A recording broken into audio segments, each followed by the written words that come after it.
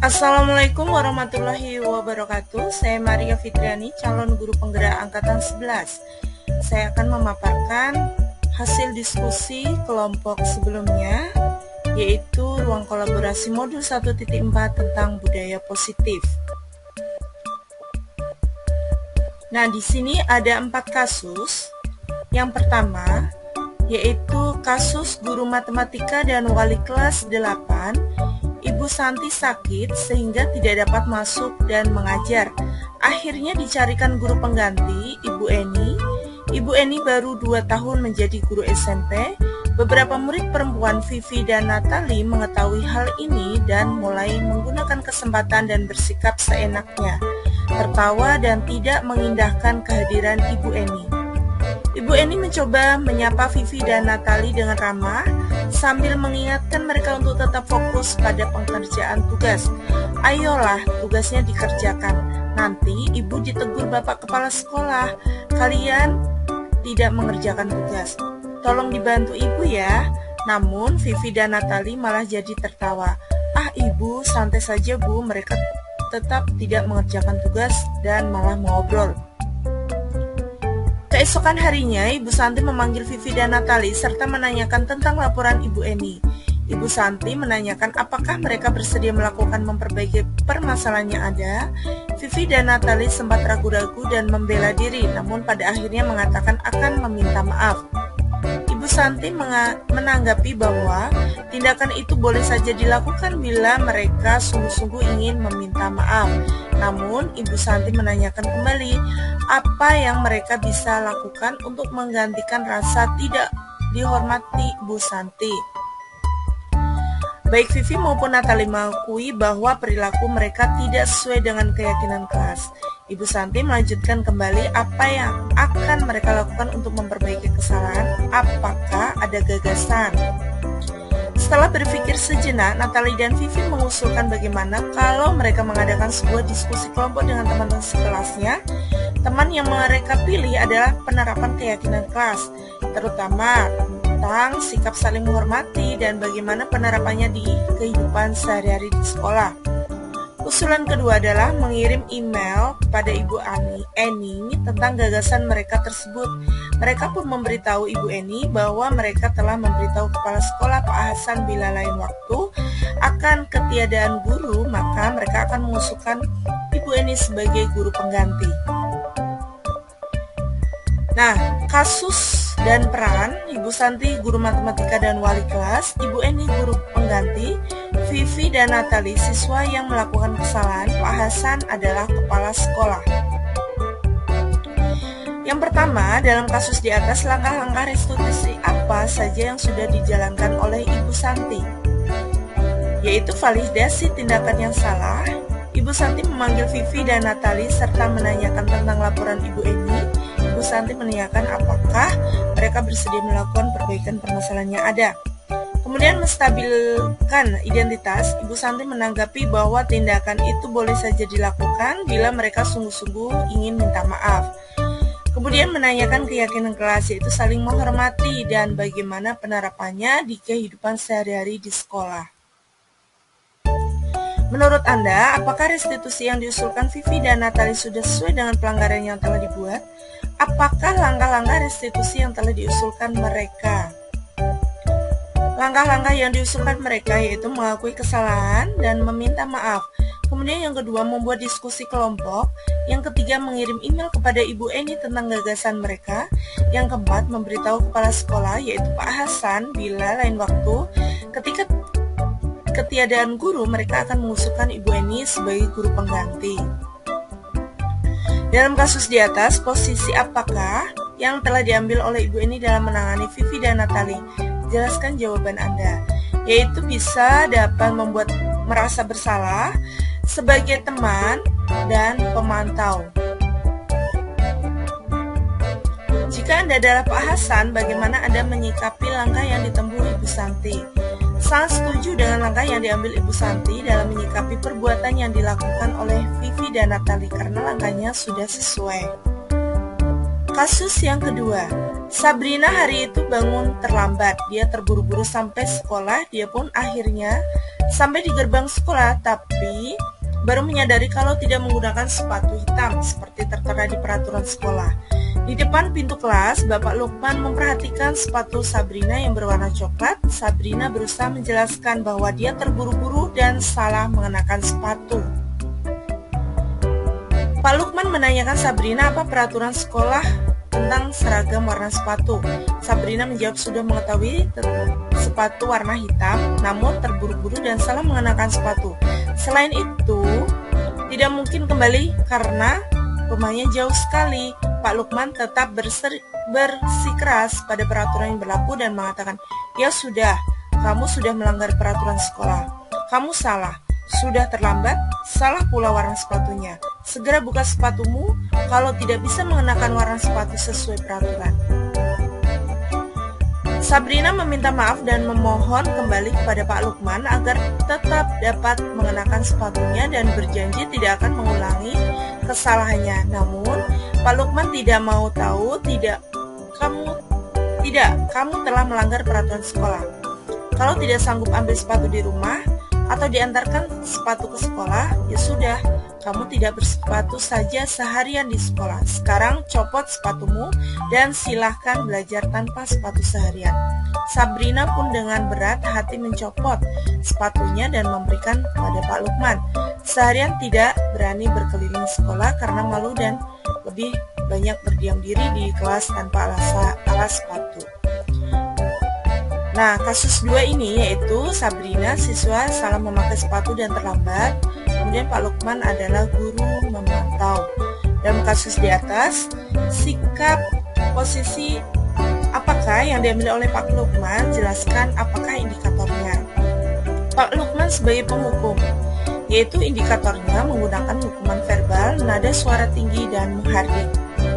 Kemudian, pemantau, indikatornya bertindak sesuai peraturan, nada suara datar, tidak menunjukkan emosi yang berlebihan. Nah, yang kedua, bila Bapak Lukman mengambil posisi seorang manajer, apa yang akan dikatakan pertanyaan-pertanyaan seperti apakah yang akan diajukan ke Sabrina? Jelaskan. Menstabilkan identitas, yaitu mengapa Sabrina terlambat. Kedua, mengapa Sabrina tidak menggunakan sepatu sesuai aturan sekolah.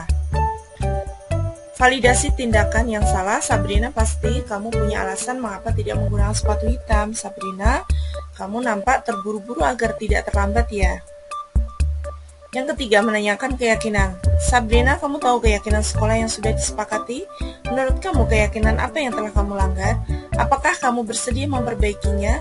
Apa rencana kamu untuk memperbaiki hal ini? Nah, kira-kira bila Anda adalah kepala sekolah di sekolah tersebut, nilai kebajikan apa yang ingin dituju oleh peraturan harus berwarna hitam? Bagaimana Anda menyikapi langkah yang diambil Pak Lukman mengenai kasus tersebut? Yaitu nilai kebajikannya tanggung jawab, komitmen menghormati integritas, mandiri, disiplin, dan kesetaraan. Menyikapi langkah Pak Lukman yaitu kurang setuju karena Pak Lukman mengambil posisi kontrol yaitu pemantau dan penghukum. Sehingga Sabrina merasa malu untuk keluar kelas, seharusnya menggunakan posisi manajer sesuai langkah-langkah restitusi.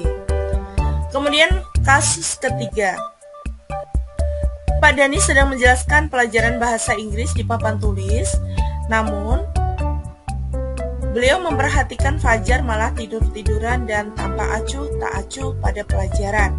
Fajar, coba jawab pertanyaan nomor 3, maju ke depan dan kerjakan di papan tulis. Fajar pun tampak malas-malasan maju ke depan dan sampai di depan papan tulis pun Fajar hanya diam terpaku sambil memegang buku bahasa Inggrisnya dan memainkan spidol di tangannya. Ayo Fajar, makanya jangan tidur-tiduran. Lain kali perhatikan. Sudah sana, duduk kembali. Kira-kira siapa yang bisa? Nah, Fajar pun kembali duduk di bangkunya. Hal seperti ini sudah seringkali terjadi pada Fajar. Sepertinya tidak memperhatikan acuh dan acuh tak acuh. Dan nilai-nilainya pun tidak terlalu baik untuk pelajaran bahasa Inggris. Pada saat ditegur oleh Ibu Dani, Fajar hanya menjawab tidak tahu Bu. Ibu Dani pun menjawab lirik, gimana kamu Fajar? Kamu tidak kasihan sama Ibu ya? Ibu sudah capek-capek mengajar kamu tidak kasihan sama Ibu. Dan Fajar membisu. Dalam kasus ketiga, Ibu Dani, guru bahasa Inggris, Fajar siswa yang tiduran ketika pelajaran. Posisi kontrol apa yang diambil oleh Ibu Dani dalam pendekatannya kepada Fajar? Yang pertama, yaitu membuat merasa bersalah. Pada saat ditegur oleh Ibu Dani, Fajar hanya menjawab, "Tidak tahu, Bu." Ibu Dani pun menjawab, "Gimana kamu, Fajar? Kamu tidak kasihan sama ibu ya?" Kemudian, membaca sikap Fajar, kira-kira kebutuhan apa yang diperlukan oleh Fajar? Yaitu Fajar membutuhkan rasa kasih sayang dan rasa diterima. Bila mana Ibu Dani mengambil posisi pemantau, apa yang akan dilakukan atau dikatakan olehnya? Pertanyaan seperti apa yang akan ditunjukkan? Jelaskan. Yaitu apa yang sedang kamu lakukan, Fajar? Masih ingatkah konsekuensi jika melanggar peraturan? Yang keempat, apabila Anda adalah kepala sekolah, mengetahui hal ini, bagaimana tindak lanjut Anda? Yaitu pertama, memanggil Fajar dan menanyakan langsung. Kedua, mempersilahkan Fajar untuk menceritakan berdasarkan versinya. Ketiga, berdiskusi dengan Fajar tentang solusi dari permasalahan. Keempat, mengklarifikasi ulang mengenai pelaksanaan rencana solusi dan melakukan controlling pada pelaksanaannya. Selanjutnya yaitu kasus keempat, Anto dan Dino sedang bermain bersama di lapangan. Tiba-tiba terlibat pertengkaran adu mulut. Akhirnya Dino menjadi emosi dan kontak fisik, sehingga menarik kemeja Anto dengan kasar sampai 3 kancingnya terlepas. Nah, Dino lagi marah sekali mendengar itu. Dino pun mengalir bercerita tentang kesalahan. Ibu Siti melanjutkan bahwa membuat kesalahan adalah hal yang manusiawi dan bahwa mempertahankan diri adalah hal yang penting, namun meminta Dino memikirkan cara lain yang mungkin lebih efektif karena saat ini Dino berada di ruang kepala sekolah. Kemudian Ibu Suti melanjutkan pertanyaan atau bertanya tentang keyakinan yang disepakati. Nah, Dino bersedia memperbaiki dan akhirnya mengangguk.